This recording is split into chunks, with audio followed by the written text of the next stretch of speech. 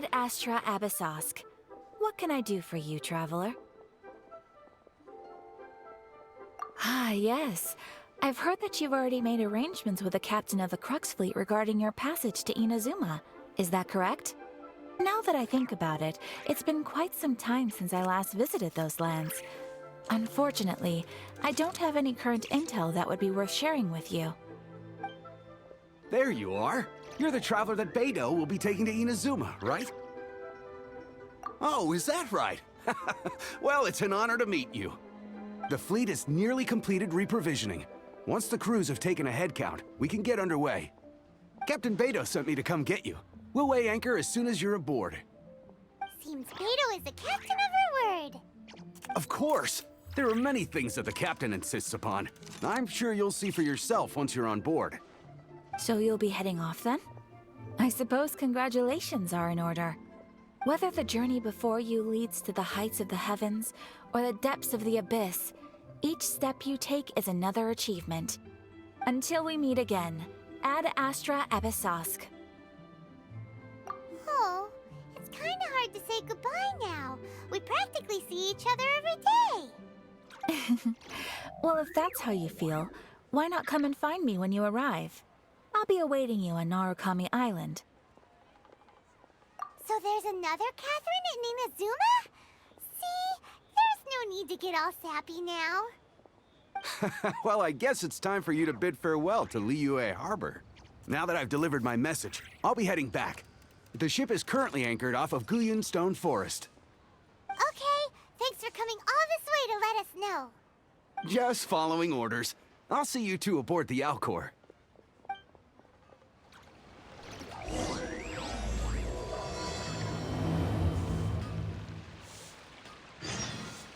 Ad Astra Ab... Thank you for completing to... Ad Astra Abyss...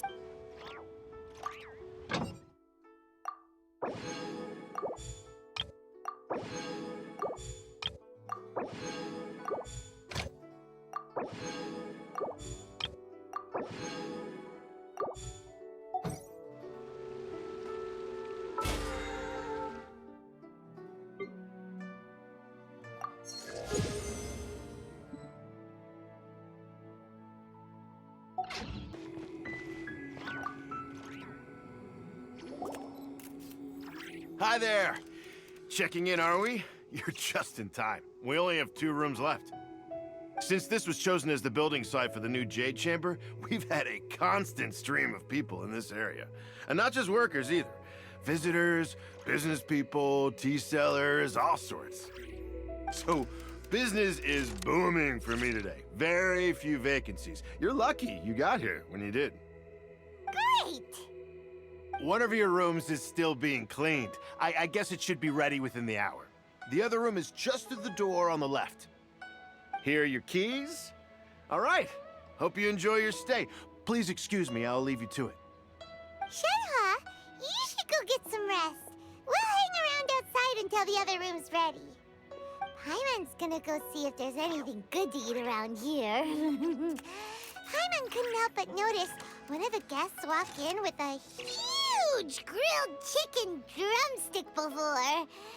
Let's buy one for Shenhua too. She can have it as a midnight snack. Or save it for breakfast tomorrow. All right. I will head to my room for now. If you need anything, don't hesitate to disturb me. I'm a light sleeper. I will hear if you knock on the door. See you tomorrow. Hey! Isn't that Cloud Retainer? What's she doing here? Let's go and say hi.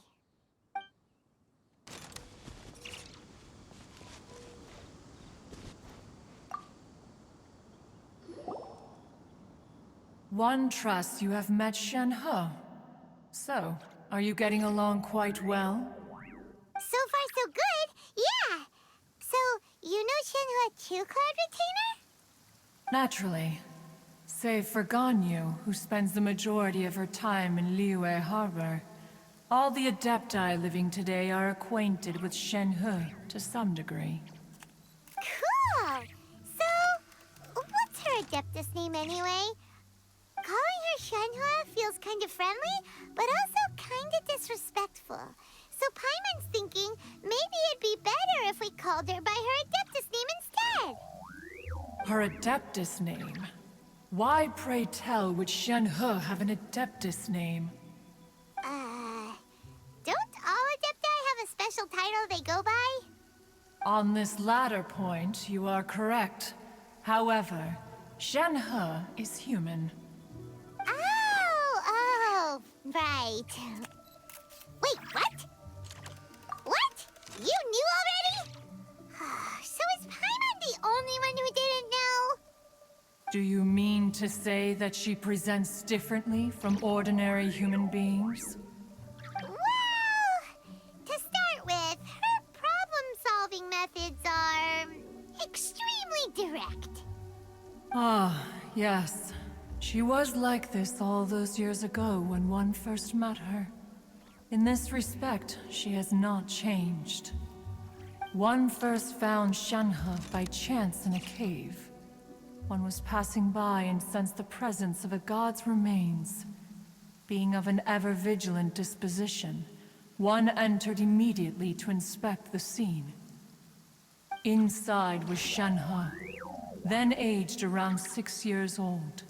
In her hand, she held a dagger with which she was confronting a monster that was the god's remains incarnate. That sounds so dangerous. When one arrived, she had already been locked in confrontation with this monster for several days. Most mortal children are fragile, both physically and mentally, and are highly reliant on their parents for survival. But not so her. That she was able to endure such terrible danger was due not only to her strong willpower, but also to the bloodlust and homicidal instinct with which she was born. One dealt with the monster, yet she still refused to lower her guard. She even pointed her dagger in one's direction and remained ready to strike. Only after she was satisfied that one had no intention to cause her harm did she finally relent. She then passed out without uttering a single word. In other words, if you hadn't passed by that day, Shenhua might have... Not necessarily. Upon one's arrival, one could sense that the god's wrath was gradually receding. Even had the stalemate continued, one suspects that Shenhe may have still emerged the victor of the confrontation. That's still so dangerous, though. Why was a tiny little kid battling against the wrath of a god in the first place? Alas, the mortal world is rife with suffering of every kind. And she had experienced her fair share of this, even at a tender age. Seeing that she was homeless, one decided to adopt her. Indeed, it is one to whom she refers. Shenhe has an extraordinary constitution, making her well adapted to practicing the Adepti arts. All the Adepti cherished her talents, and so we were willing to train her. However, her homicidal urges did not subside with age. Rather, they grew stronger day by day. Mooncarver once performed a divination for her. He declared that her fate is to bear the curse of calamity. Consumed by malevolent energy, she is prone to bring harm to those around her. Such is the magnitude of the danger this poses, that her soul must be bound with red ropes to keep her homicidal instinct at bay. The red ropes have indeed served to keep her calmer and more content. They also seem to have rendered her somewhat inexpressive.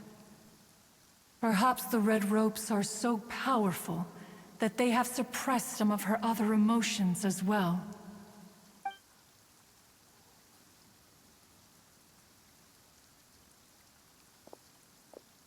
It is only by fate that people's paths may cross. Now that Shenhe's path has crossed with yours, please be sure to treasure the gift that fate has given you. and take good care of her. Oh, now Paimon gets it. You came out here to check up on Shenhua because you were worried about her, didn't you? Huh. You dare draw such a facile conclusion on the nature of one's present excursion? Incorrect. The truth is that while Liyue Harbor may seem peaceful today, danger is always lurking in the shadows. Ningguang once made a bold assertion that this is to be the era of the contract between Liyue and the humans. Well, one is most curious to observe how she will respond to the coming storm. If she handles it admirably, one is willing to be a witness to her achievements. But if she does not, the Adepti shall not hesitate to seize control. Let us conclude our conversation here for today. One has occupied enough of your time, and night is approaching. Be sure to get ample rest.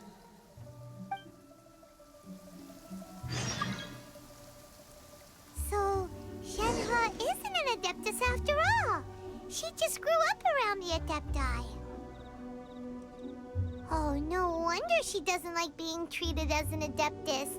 Having everyone falling over themselves to show their respect all the time must be kinda hard to deal with.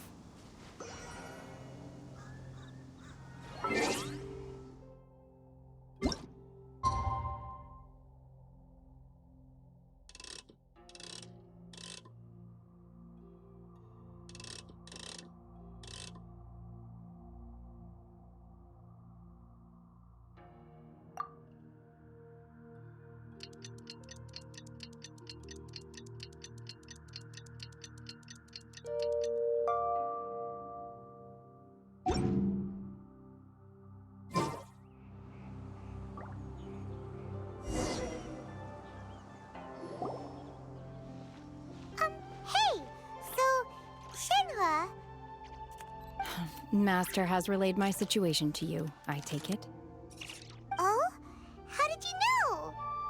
I'd intended to wait until you came back before going to sleep, but I didn't hear you come in. I was worried that something may have happened to you, so I went outside to check and caught sight of my master.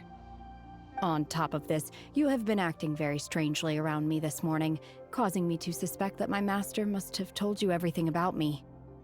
After all, Master is... very talkative. Sorry, Shenhua. Paimon had you down as an Adeptus this whole time, but it turns out Paimon was wrong. It's okay. I don't mind.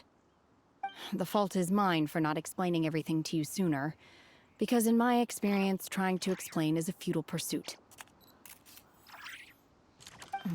Still, though you mistook me for an Adeptus, you never treated me as distant and unapproachable. Instead, you treated me as you would a friend. For this, I am very grateful indeed.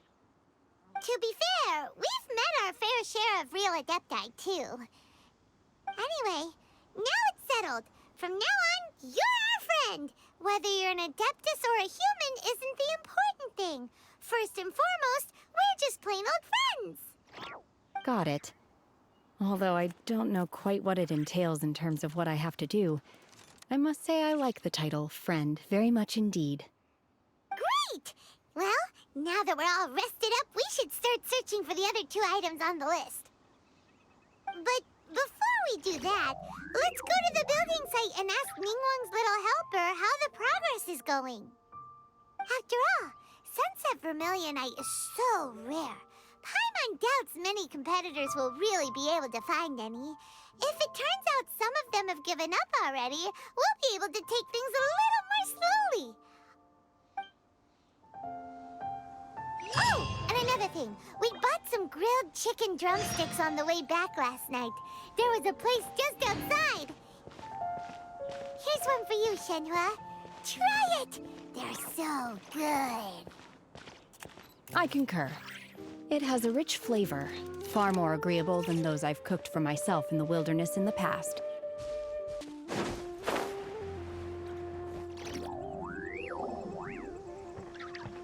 Look! The Jade Chamber is floating into the something. That's because it's not finished. Hey, Byron! And hey, Beto! And hey! Person Paimon doesn't know? Given the enormous scale of the Jade Chamber, we split the construction work into 2 phases to make sure the structure remains balanced. Before we find some suitable plastrite, we build the Jade Chamber's keel at ground level. Once the plastrite is ready, we place it into the keel and let the partially constructed Jade Chamber rise up to the height of the surrounding mountain peaks. The remainder of the construction work is then carried out at that altitude. Once everything is ready, we release the iron tethers and allow the Jade Chamber to rise to its target altitude. Miss Bywin, we've brought some new materials to submit. One moment, I'll be right there.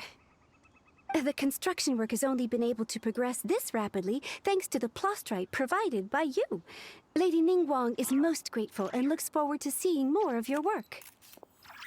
Wow, can't believe you sourced the plastrite so quickly. It's the key piece of the puzzle. Looks like you beat us to the punch. Beto, you're joining the Jade Chamber contest too? Sure am. I happened to get my hands on a chunk of sunset vermilionite on a voyage a while back, so I figured I'd bring it over. Huh. So even though it's rare, we're not the only ones who managed to get a hold of it. Oh, I've got some introductions to do. This is the renowned Miss Yoon, or Yoonjin, probably the most famous figure in the Liyue opera scene. Greetings. These two are Paimon and the Traveler, both good buddies of mine. And this is... sorry, not sure we've met. Shenhe. I am their... friend. Good to meet you. A friend of a friend is my friend too. Or, as I like to say, a mate of a crewmate is part of the crew. Miss Yoon is also here for the contest. Turns out she needed to borrow a boat, so we came together. It's an honor to finally meet you both. I've heard much about you. Miss Shenhe, though we are only meeting for the first time, I have a feeling that we will get along very well indeed. To be honest with you all, I am in great need of this opportunity to ask Lady Ningguang a question. That's why I joined the contest. Thanks to my father's connections, I was able to acquire a specimen of the plastrite required. Fortunately, it was approved for submission, despite being a little on the diminutive side. Wow. So it looks like the 3 of us are competitors now. Excuse me for prying, Miss Shenhe, but are you competing as well? No, I don't have any questions for Ningguang. I just wanted to help him win. In that case, I have a proposal to make. Lady Ningguang said that the first 3 contestants to procure all 3 materials will be awarded the chance to ask a question. Well, there are 3 teams here. We can split the prize between us. Instead of competing against each other, we could work together to secure the top 3 places between us. What do you think? Sounds great, but how does that change things exactly? I think I see where you're going with this, Miss Yoon. The plastrite was the most difficult item to source by a long shot. Luckily, all 3 of us managed to get our hands on it. The 2 remaining items aren't quite so rare, so as long as one of us finds a way to source it, the other 2 can hop on the bandwagon. How'd I do? Is that what you had in mind? Precisely. Huh. Interesting approach. Okay then. All right, I'll go first. I have some leads on these wonder cores. From what I've heard, the core itself is really not that difficult to make. The hard part is getting hold of the ore used as raw materials. I'm gonna head back to the ship and ask Suling if he's heard of them. You guys... We will head into town and seek advice from Master Zhang of Hanfeng's Ironmongers. Thoughts? Wonderful. We'll split into teams then, and whoever makes progress first brings all of us a step closer to victory. I'm gonna take off. See you later. Okay, let's go! By the way, what question are you gonna ask Ningguang Yunjin? I'm looking for a venue to host the performance of our new opera. Lady Ningguang has excellent judgment, so I would like to hear her opinion. Ooh, What's the opera called? Paimon wants to go see it.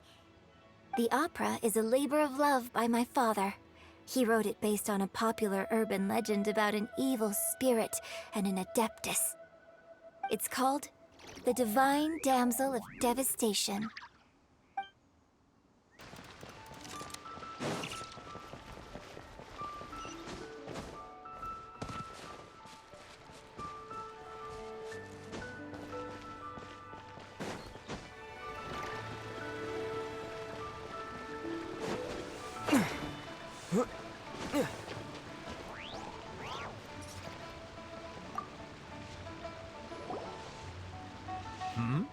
Ah, hello.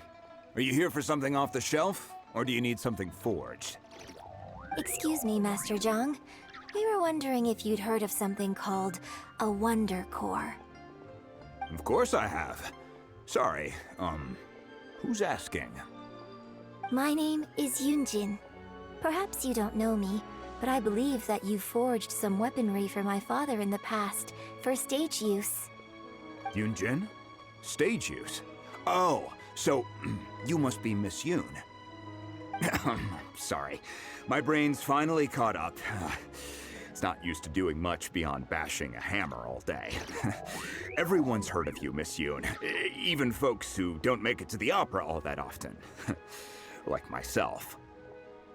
So, you're here to ask about Wonder Cores, huh? As it happens, I do know how to make them.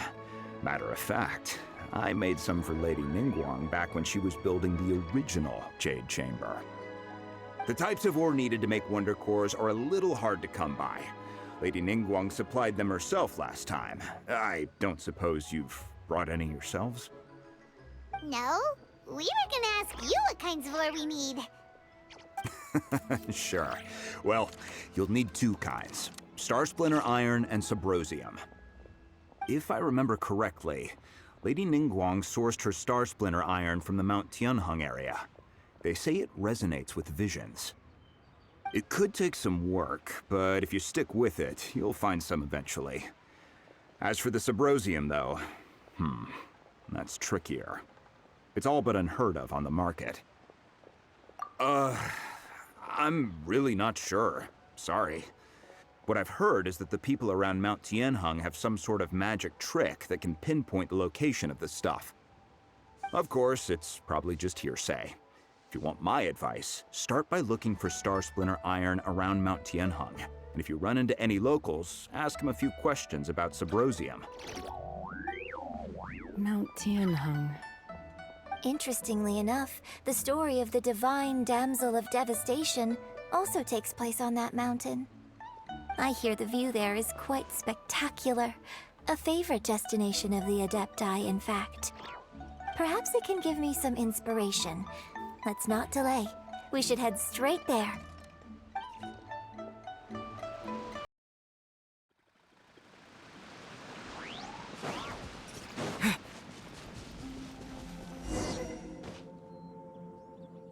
I came to Mount Tianheng once with my father as a child. I remember it being such a long climb that I could barely feel my legs by the time we reached the top. This is quite a trip down memory lane for me. Look at these majestic, towering peaks, and the gently flowing streams. It's like setting foot in paradise. No wonder the legend of the Divine Damsel of Devastation is said to have taken place here. Adepti wander oft where mortals seldom stride. Indeed, this looks like a place that one might expect to be frequented by Adepti. The Divine Damsel of Devastation is your upcoming opera, right? And the story takes place in Mount Tianheng. Huh. Seems like you have a real connection with this place. What's the story about, though? It's the story of a girl becoming a hero. Cool! A hero story? They're Paimon's favorite! The legend first arose in this area. It is said that there used to be a prosperous village on the mountain. In that village, there was a loving couple who were completely devoted to one another. One day, a terrifying monster appeared. The wife was out collecting herbs and was captured by the monster. Her husband was so distraught at the news that it broke his spirit and drove him to madness. The vile and vicious monster told the villagers, "If you want to live, you must sacrifice a child to me." What a nasty piece of work! Ugh. Paimon sure hopes this monster gets put in its place! But the monster was so terrible and so strong that all within the village were terrified of it. They had no choice but to give in to the monster's demand. Just while they were discussing whose child would be given over to the monster, a little girl suddenly stood up and came forward. No! Don't do it, little girl! Unbeknownst to anybody else, she was concealing an exorcist's blade. She approached the monster's lair, feigning fear and trepidation. When she finally arrived, she courageously drew her sword and entered into a fierce struggle with the monster, from which she eventually emerged as the victor. Her extraordinary abilities drew the attention of the Adepti, and they took her as one of their own. Her story became the stuff of legends. But alas, the paths of mortals and Adepti seldom cross, and she would never again re-enter the mortal world. And so, destined to grace the mortal realm for but a brief moment, she vanished like a wisp of smoke into thin air. That's how the opera ends. I really like this story.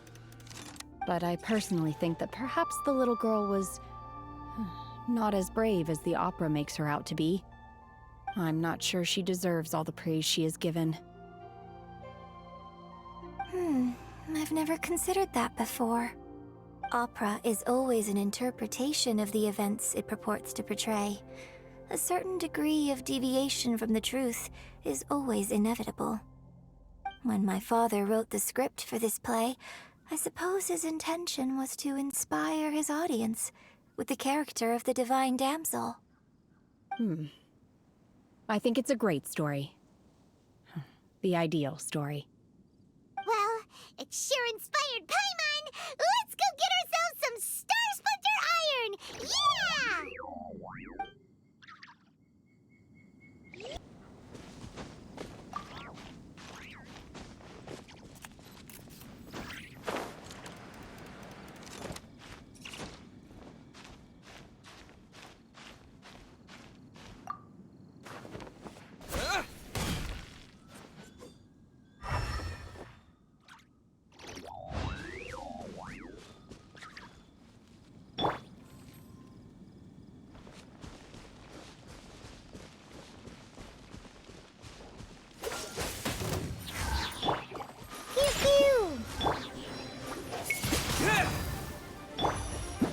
Freeze!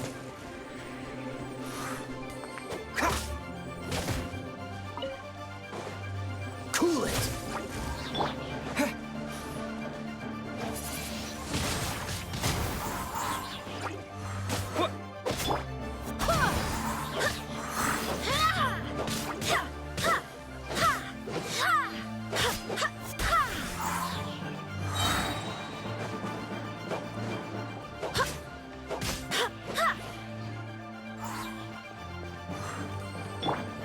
Freeze! I'm a rock!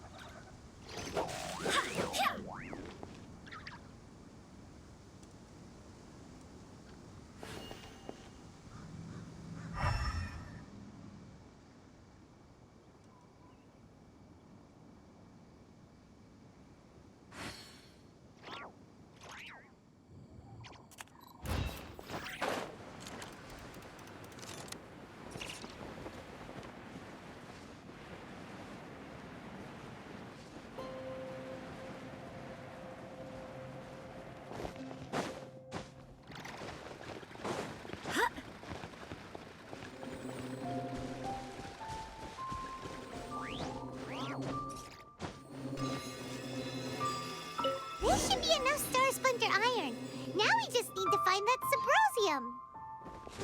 I think I saw a village on our way here.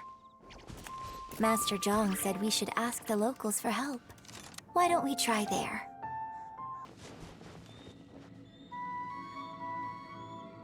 Hey, there really is someone here. Yunjin, looks like you were right. Excuse us, sir. Can we ask you something? Huh. He didn't seem to catch that. Hello, sir. We were just passing by and wanted to ask if you happen to know anything about Subrosium. Is he trying to tell us to look for clues in the village? Well, whatever. Guess we're on our own here. Shenhua, Yunjin, let's have a look around. Sorry, you can go ahead without me. I'd like to have a word with this gentleman. If that's okay with you, Uncle Mingjin. It's... Shenhe. Shenhe. You're alive. The rumors were true. So, all these years?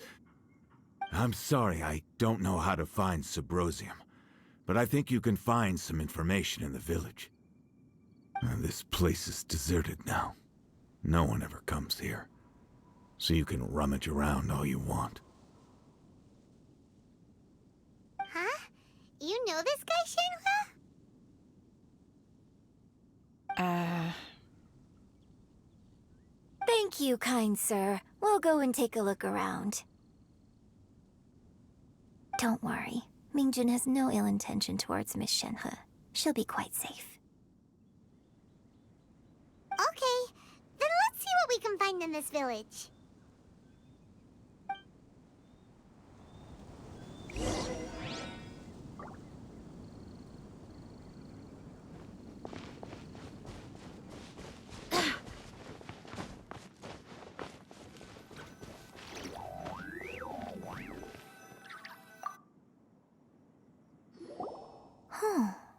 What's this?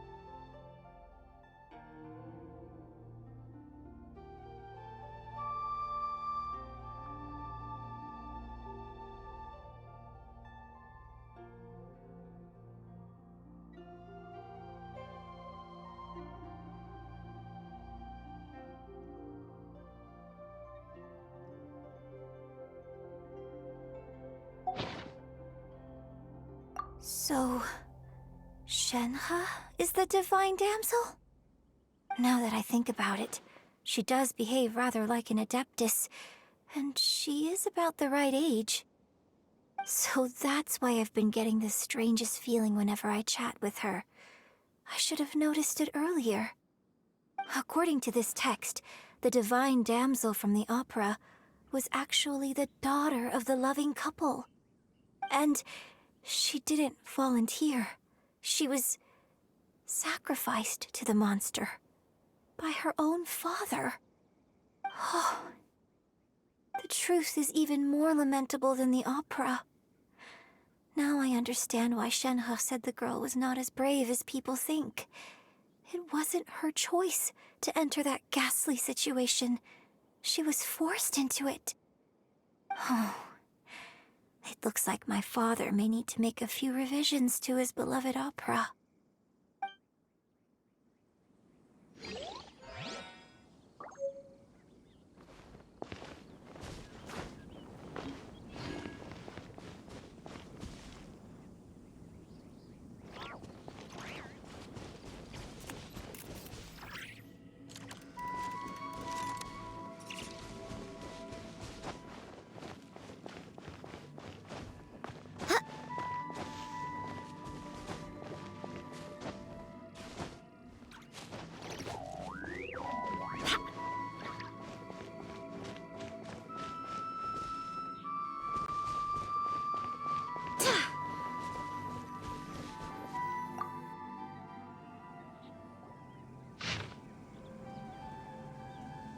So it seems that Shenhe's father thought he was summoning a benevolent deity using a magic incantation.